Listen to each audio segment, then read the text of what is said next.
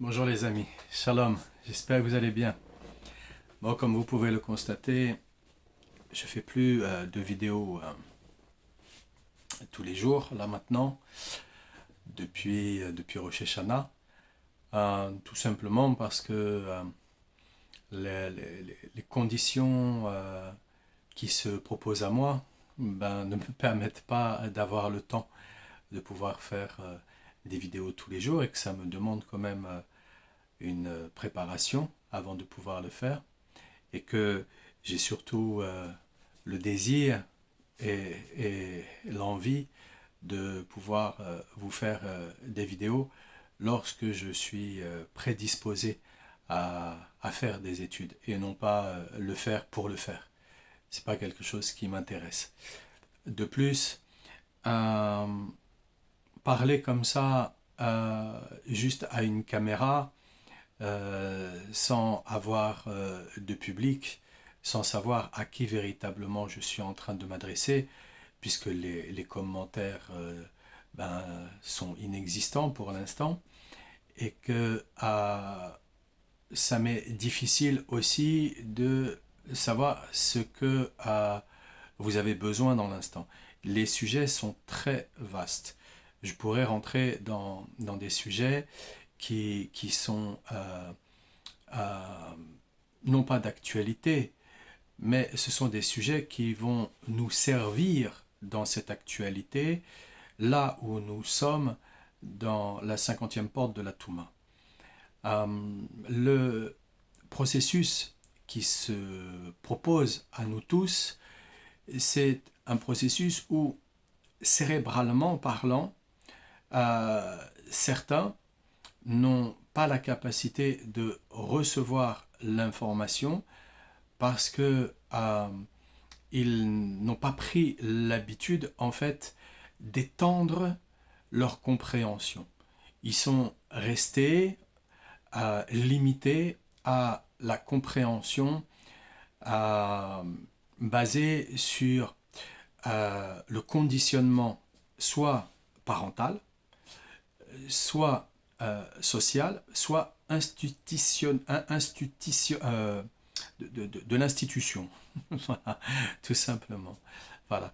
Donc, comme euh, le cerveau en lui-même, il n'est pas préparé à s'étendre, comme il n'est pas préparé à s'étendre, euh, je ne sais pas là dans l'instant à qui je suis en train de m'adresser.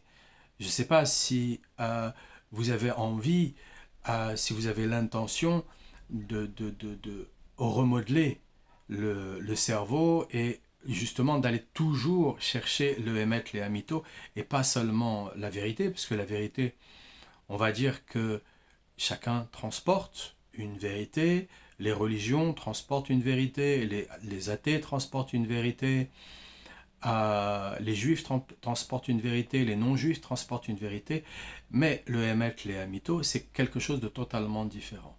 C'est-à-dire qu'on se libère totalement de ce Emet, de cette vérité, qui est conditionnée, et là, on va vers un élargissement. Mais pour recevoir cet élargissement, nous devons aussi accepter que ce que l'on va recevoir comme information n'est pas une information que l'on s'attendait. Et c'est là la complexité de la chose.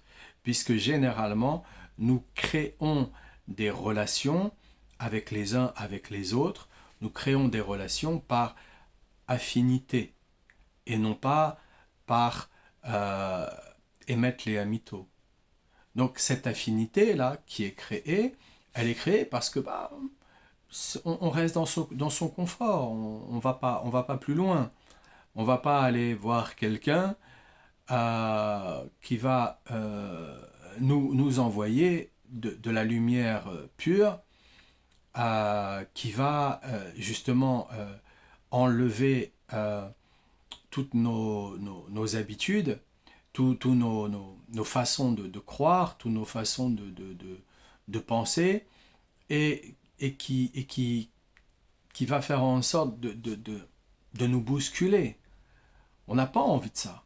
On a la population La population a envie surtout de rester dans son confort, voilà, elle touche son salaire, elle a sa parnassa, elle a sa petite communauté, elle raconte ce qu'elle a à raconter avec sa croyance, avec, euh, avec son chemin spirituel, avec sa Torah, et puis elle s'arrête à ça.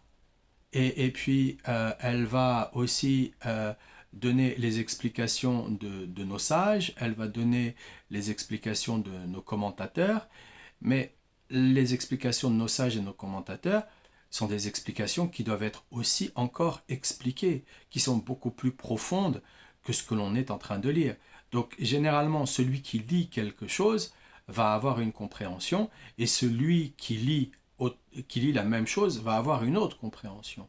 Le problème qui se pose, c'est où est-ce que j'en suis pour accepter d'être bousculé dans ma compréhension, bousculé dans mes connaissances, bousculé dans mon savoir. Donc, donner des vidéos comme ça sans connaître mes interlocuteurs, bon, c'est un exercice de style, on va dire. C'est un exercice de style qui, qui permet, euh, qui permet aussi de me retrouver face à mon image et donc à mon miroir personnel. Voilà, je suis en train de parler à moi-même. Qu'est-ce que je vais dire? Pour quelle raison? Tout simplement parce que j'ai pris l'habitude par le passé de parler et de dire des choses qui ont bousculé beaucoup de gens. Beaucoup de gens. J'étais pas sur les réseaux sociaux. euh, C'était surtout en direct. Ça a bousculé beaucoup de gens. Il y a beaucoup de gens qui n'étaient pas du tout contents de ce qui était justement divulgué par rapport à leurs croyances, par rapport à leur position, par rapport à leur conditionnement, par rapport à leurs connaissances. Et au final, après des années, ce que je me suis aperçu, c'est que ils allaient changer. Ils allaient changer. Ils allaient modifier ça. Ils allaient pas venir me voir en me disant ah tu sais t'as raison, c'est pas ça que je cherche. Moi je cherche pas le kavod, je m'en fous de la reconnaissance, c'est pas le truc principal pour moi. Le truc principal pour moi c'est de donner la possibilité à chacun d'entre nous de comprendre que son cerveau n'est pas figé, que son cerveau c'est d'une pâte à modeler et que c'est de la manière dont il va se nourrir, autant avec des aliments que autant avec des informations, donc de la manière dont il va se nourrir, qui va faire en sorte que l'individu va pouvoir avoir un cerveau beaucoup plus malléable, beaucoup plus extensible et moins rigide. Moins rigide. Et c'est ça qui m'intéresse.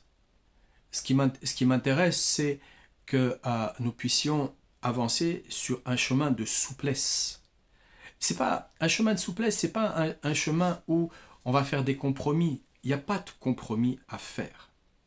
Il y a le Emet, les Hamito, la vérité absolue, et tout ce qu'il y a en dessous, c'est déguisé. Tout ce qu'il y a en dessous, c'est travesti. Tout est déguisé. Il n'y a pas quelque chose qui est de nature figée. Figée. Le Emet les Hamito, il va nous dire, par exemple, on est dans une problématique dans son couple, que Dieu nous en préserve, qui nous apporte le shalom bayit à tous. Mais on est dans une problématique dans son couple. Et on pense que nous avons raison, et l'autre forcément pense que aussi elle a raison. Voilà. Donc c'est deux raisons, deux vérités qui s'affrontent. Dans ces deux raisons, ces deux vérités qui s'affrontent, il n'y en a pas une qui a raison. Non, il n'y en a pas une qui a raison. Mais ce n'est pas un compromis que nous devons regarder. C'est faire en sorte d'aller chercher ce qui est possible dans la parole de l'autre et ce qui est possible dans notre parole. Et de là, avancer de cette manière-là. Si jamais je fais du 41 de pointure en chaussures, mais que je rentre dans un magasin de chaussures et que les seules chaussures que je vois sont du 38, et que je les achète quand même et que je me dis je m'en fiche de toutes les façons, mes pieds je vais les plier pour pouvoir mettre ce genre de chaussures. Il va y avoir un compromis. Ce compromis, à un moment donné, j'en ai marre parce qu'il fait mal. J'ai mal aux pieds. Je ne peux pas marcher avec ces chaussures-là. C'est handicapant. Ça fait très très mal. Donc à un moment donné, je les jette. Donc il ne peut pas y avoir de compromis. Il peut y avoir que de la souplesse. Il peut y avoir qu'un échange qui va nous donner la possibilité de se dire « Ok, je n'avais pas vu les choses sous cet angle-là. Ok, je n'avais pas vu les choses sous cet angle-là. Maintenant, je ne veux pas jeter ce que moi je croyais. Non, je ne vais pas le jeter ce que moi je croyais. Mais je vais élargir mon champ d'action. Et en élargissant mon champ d'action, eh bien, je commence à mettre un pied devant l'autre. C'est ça qu'Hachem il nous demande. Dieu il nous demande de mettre un pied devant l'autre, d'élargir son champ d'action, son champ de compréhension, et ne pas rester bloqué avec son champ de compréhension et son champ d'action. Donc, quand on est dans des compromis, on reste bloqué.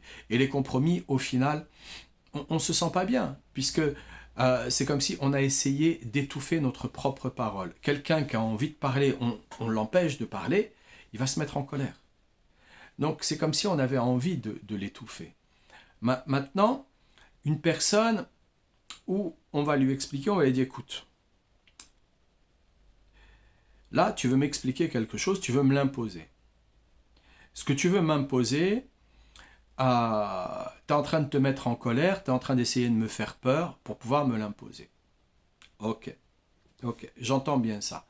Maintenant, essaye de faire en sorte plutôt de me le mettre sur une tonalité plus chantante. Ça ne veut pas dire chanter, c'est une tonalité plus chantante. C'est-à-dire apporte de la souplesse à ce que tu dis.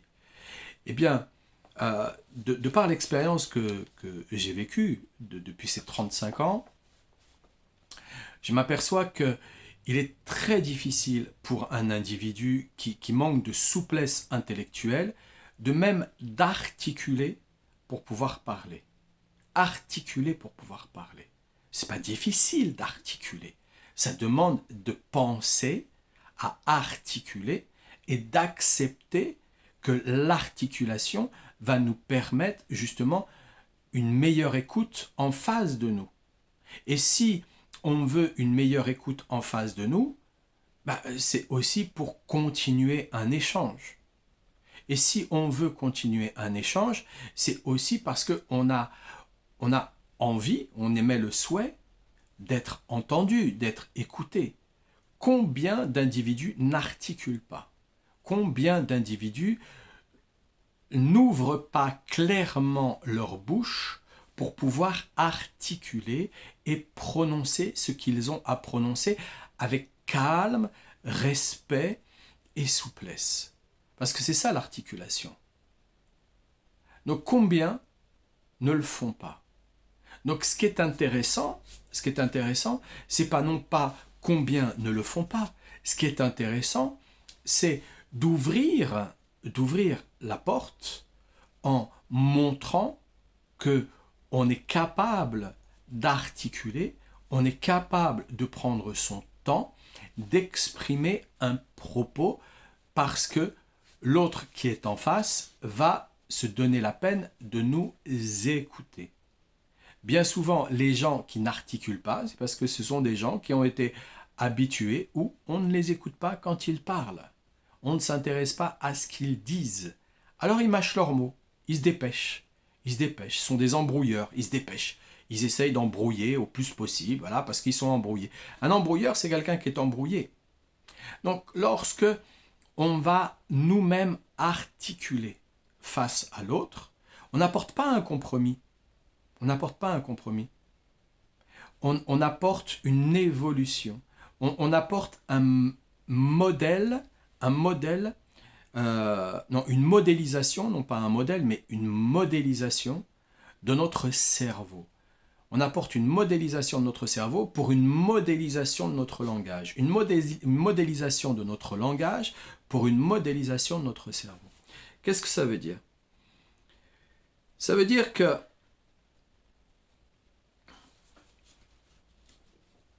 si je veux faire l'étude du Likutei Moharan, la Torah 12, comme on fait là maintenant, si je veux faire cette étude-là, dans un premier temps, je dois me relier à Rabbeinu Akadosh. Donc dans un premier temps, je dois l'appeler. Je dois me communier avec lui. Me mettre dans cette communion-là. Et dans cette communion-là, je dois être capable d'aller dire des choses dont moi-même, je ne m'attendais pas à dire. Moi-même, je ne m'attendais pas à dire. Mais ces choses que je vais dire, je sais que c'est une communion que je suis en train de faire. C'est pas quelque chose qui vient directement de moi. Je ne vais pas porter ce kavod-là, je ne vais pas porter cet honneur-là qui ne me revient pas. Moi, j'ai juste le courage de parler là maintenant et de dire la chose telle qu'elle est dite. Comme elle est réceptionnée, c'est l'individu qui la réceptionne en fonction de la modélisation de son propre cerveau, c'est-à-dire en fonction de la modélisation de ses propres croyances, de ses propres connaissances. Qu'est-ce que j'aime bien dans le mouvement Breslev, par exemple? Ce que j'aime bien, c'est que on va utiliser des musiques actuelles de tous bords et on va y mettre des paroles de Torah.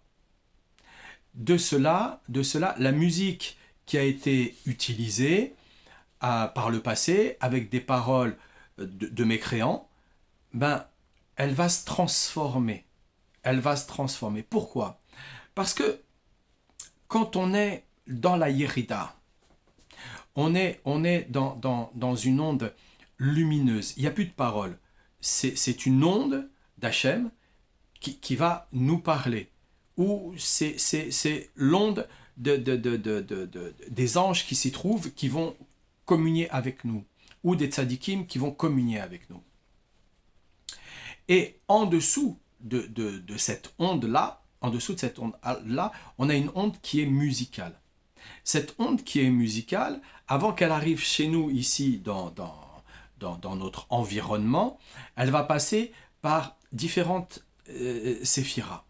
En passant par ces différentes séphiras, elle va être traduite, elle va être réceptionnée par des clipotes. Ces clipas qui vont la réceptionner vont la travestir, vont la changer totalement dans son ordre. De cette onde pure, positive qui arrive, cette musicalité qui arrive, qui est pure, elles vont la transformer. Elles vont la transformer pour arriver jusqu'à celui qui va en faire une musique et qui va y mettre des paroles de mécréants là-dessus. Voilà. Donc, pourquoi j'aime ce mouvement? C'est aussi parce que on va reprendre cette musique-là et on va y mettre des paroles de Torah là-dedans. Maintenant, il y a parole de Torah, il y a aussi l'interprète en lui-même. L'interprète en lui-même doit être préparé pour pouvoir la diffuser.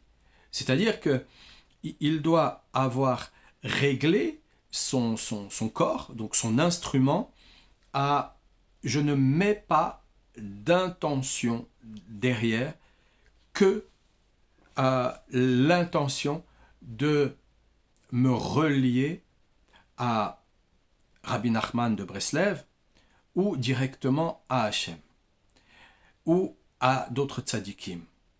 Mais je ne mets pas d'intention différente là derrière. Si je mets une intention de kavod, si je mets une intention de faire de l'argent, du business là-dessus, c'est tronqué. Ça devient de la Torah d'Esav. C'est plus de la Torah d'Yaakov. Ça devient de la Torah d'Esav. Donc pourquoi je vous parle de ça dans la Torah 12? C'est parce que quand il est dit dans la Genèse 29, 11, et Yaakov a embrassé Rachel, et éleva sa voix et se mit à pleurer. Voilà.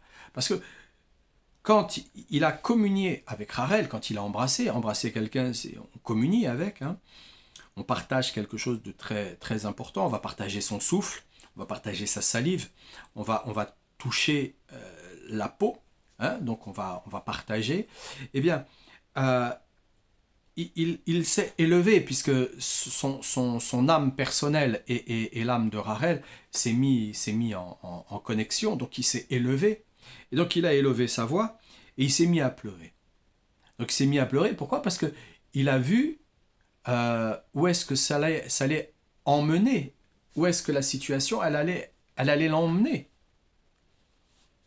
Donc quand on est dans le Emet, les Amito, la vérité absolue, eh bien, il est important de se préparer longtemps à l'avance parce qu'on peut avoir des informations qu'on n'était pas prêt justement de pouvoir recevoir. Et il y a plein de gens qui vont recevoir ces informations. Mais comme ils ne sont pas prêts, ils vont bloquer. Et l'information, elle ne va pas arriver jusqu'à eux. Mais celui qui est prêt, qui dit, oh, de toute façon, voilà, moi, je laisse mon Kelly ouvert, je laisse mon prisme ouvert, je suis prêt à réceptionner l'information telle qu'elle est et à l'accepter telle qu'elle est. Et c'est là où les choses, elles changent et elles apportent une autre... un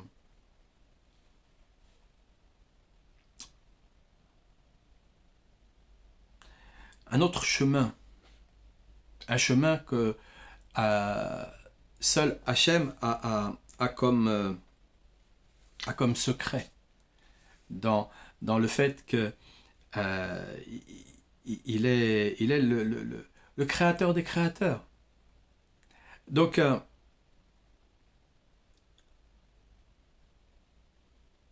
pourquoi pas de compromis dans un couple? Parce qu'au final, on vit mal le couple. On vit mal le couple. On doit accepter l'autre. On doit accepter que l'autre, eh bien, ne va pas penser comme nous. On doit accepter que l'autre ne va pas aller dans la même direction que nous. On doit accepter que l'autre ne va pas faire les choses comme nous entendons que ça soit fait. Mais par contre, si ce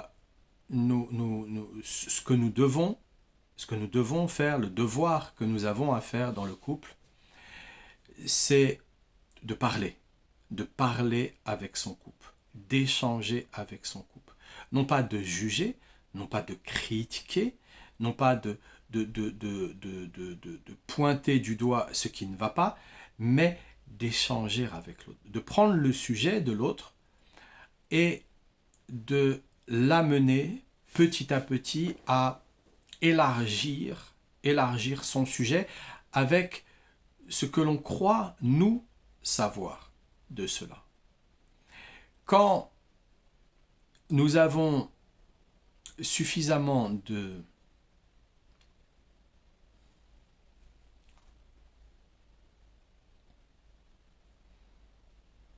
on est suffisamment imprégné par le sujet, alors à ce moment-là, on va en parler avec souplesse, intelligence et parfois même on va avoir comme retour dans un premier temps un individu qui se braque. Pourquoi? Parce que un mot qui aura été dit, un mot, pas une phrase, un mot qui aura été dit,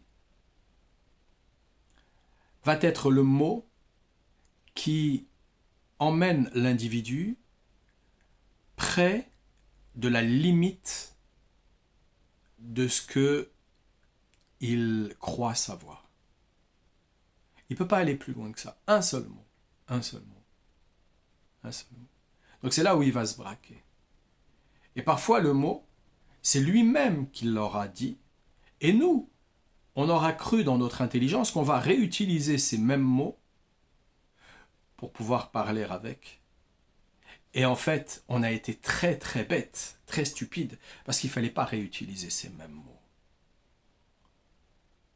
Parce que c'est là où on a créé le conflit, justement. La clé dans tout ça, c'est tel qu'il est dit dans la Genèse 29, 11, c'est Yaakov, il a embrassé Rachel, il a élevé sa voix. C'est-à-dire, on doit prendre une voix parallèle. Il a élevé sa voix.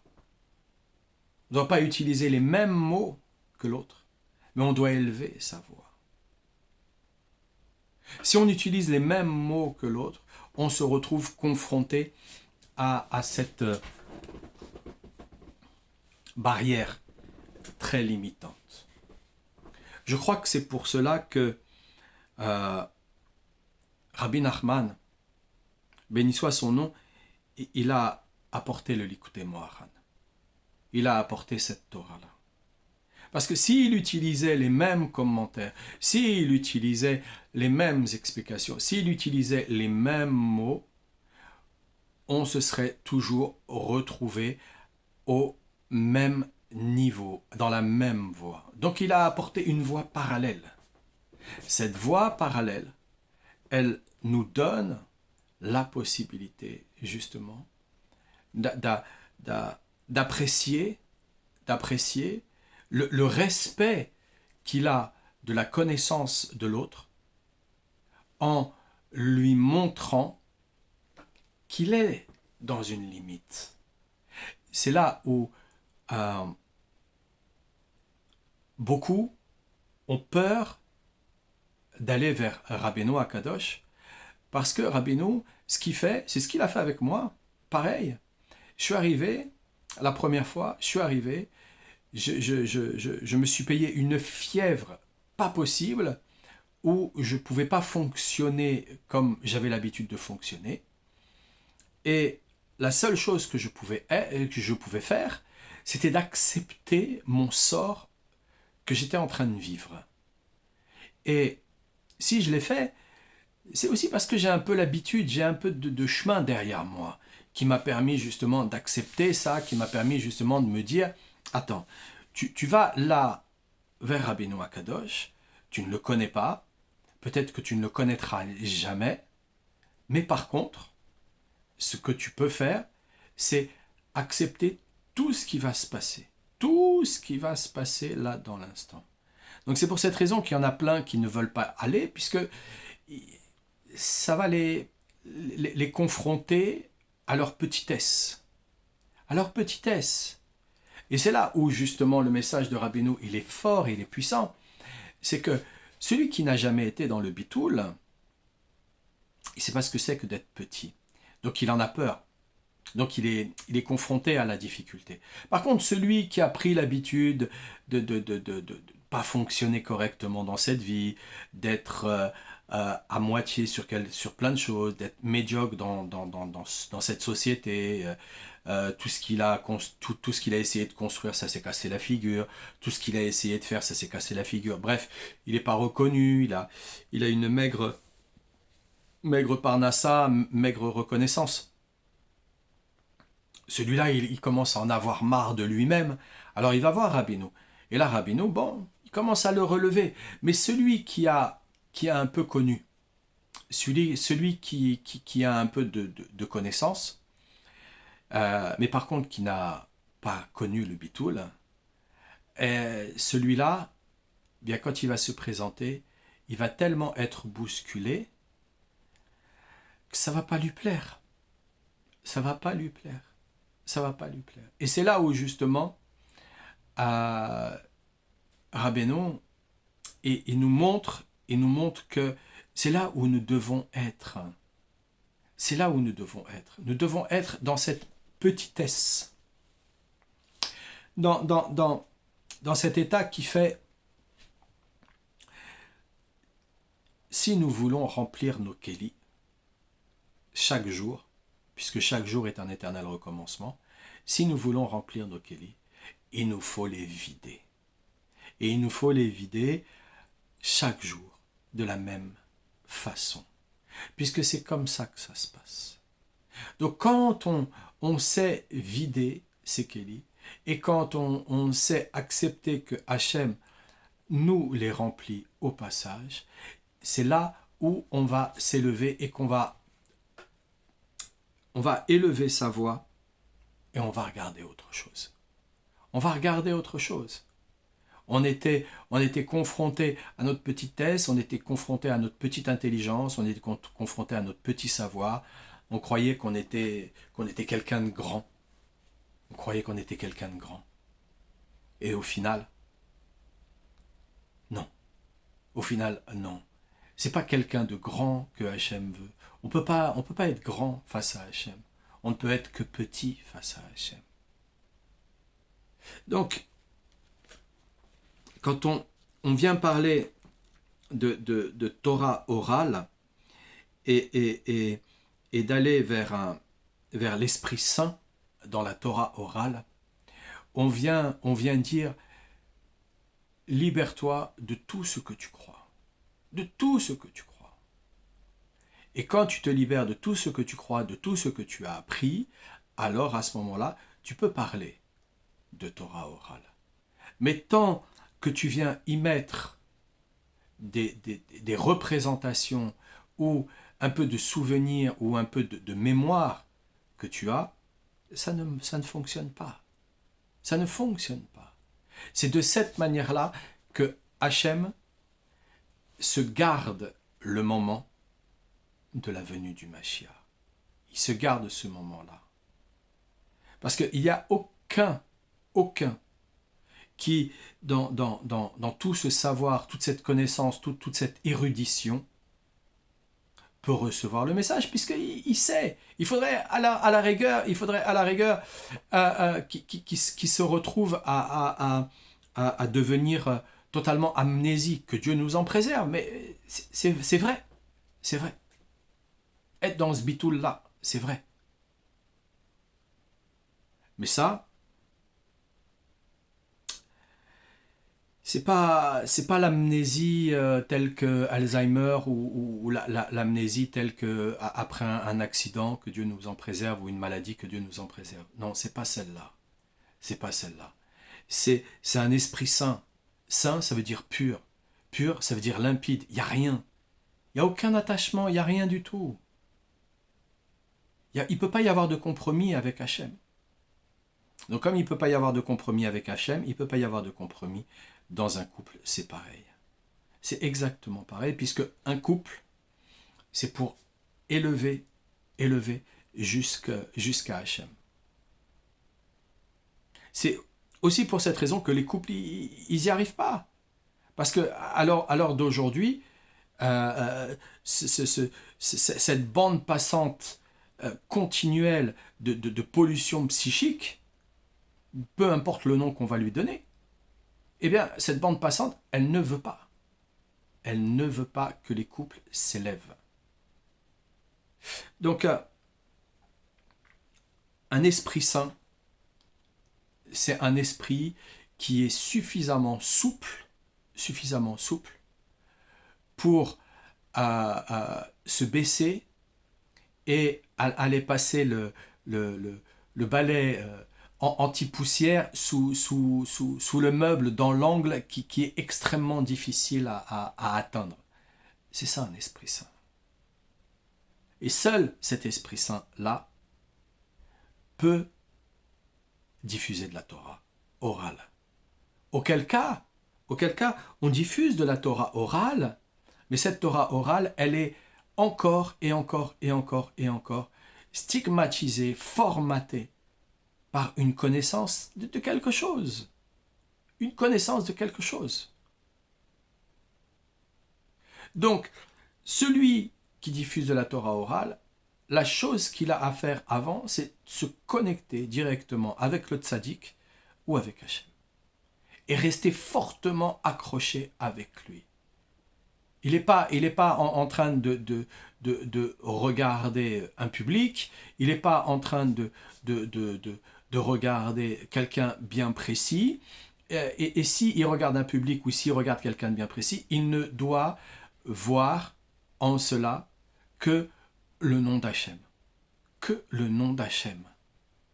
Il doit se représenter que le nom d'Hachem. Il y a un miroir qui se passe. Il y a un miroir qui se passe. Et ça, c'est un entraînement. Un entraînement. Un entraînement psychique. Un entraînement psychique, un entraînement de l'esprit qui demande beaucoup d'efforts. Beaucoup d'efforts. C'est pas un entraînement psychique qui s'obtient comme ça dans la faiblesse et dans la volonté cachée de recevoir quelque chose en retour. Non, non, non. Donc,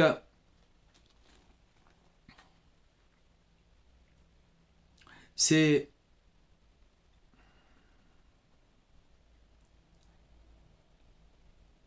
un peu comme la représentation de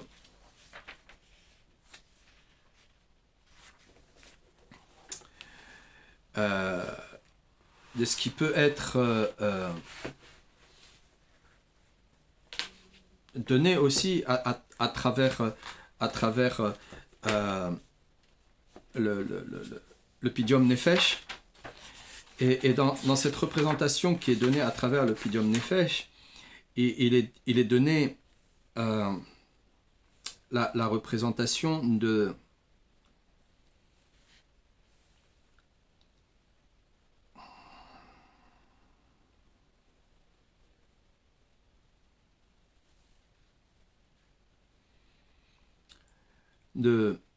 la grande main, la main forte et la main haute. Et à travers cette représentation de la Bina, c'est là où on peut voir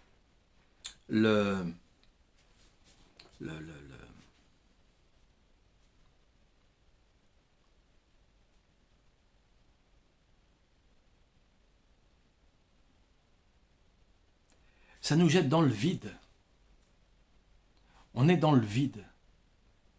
On est dans le vide et on ne peut pas se rattacher à ce que le cerveau a l'habitude de se rattacher. On ne peut pas. On est dans un vide.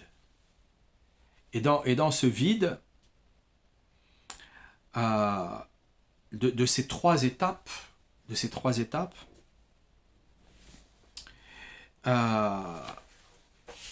dans ce vide de ces trois étapes, on va se retrouver, donc la grande main, la main forte et la main haute, on va se retrouver à marcher sur du vide pour grandir. Et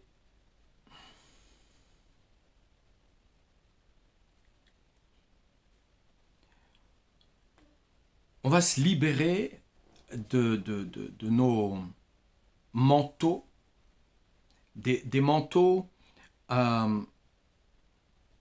qui nous empêchent en fait. Ces manteaux, c'est les blessures. Les blessures. Les blessures que on va avoir. Que ce soit les blessures de l'humiliation. On a peur à ce moment-là de ne pas savoir ce qu'on va dire. Les blessures de trahison. Les blessures d'abandon. Les blessures d'injustice. De rejet.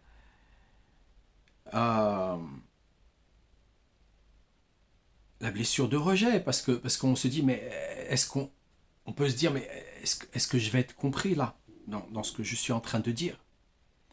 Ça, c'est des manteaux. C'est des manteaux euh, pour pénétrer dans les voies hautes. Dans les voies hautes, ces manteaux, on doit s'en libérer. Et c'est ça qui empêche généralement l'individu d'aller dans les voies hautes. C'est la connaissance, parce que la connaissance, c'est un confort. Les amis, c'est un confort. La parnassa fixe, c'est un confort. Tout ce semblant de sécurité illusoire, ce sont des conforts. Et l'étude de la Torah orale, elle ne peut être diffusée que lorsque on est suffisamment habitué à accepter que ce qu'on croyait dans l'instant n'est plus et n'est pas ce que Hachem va nous donner comme information. Et donc c'est une lumière, et même c'est au-delà même de cette lumière. Le bitoul, il n'y a plus de lumière. On est au fin fond du fin fond de ce qu'on peut être. Il n'y a plus de lumière, et pourtant là il y a la naissance de quelque chose. Et c'est pas la naissance de quelque chose qui est connu, c'est la naissance de l'inconnu. Et apprendre l'habitude à vivre cet inconnu. Alors mes amis, je vous souhaite une bonne réception de cette Torah. Je me suis appuyé aussi sur l'éloge et conversation de notre maître Rabbi Nachman, en même temps que le Likutei Moharan, hein, pour parler avec vous aujourd'hui. Et bonne réception, et je vous dis à très bientôt. Refoua Shlema pour tous les malades, le Shalom Bayit pour tous ceux qui en ont besoin, un bon Zivouk pour tous ceux qui en ont besoin, la Parnassa, la destruction d'Amalek sous toutes ses formes, la paix sur la terre, le Shalom sur la terre, et la venue très rapidement du Mashiach dans ce monde.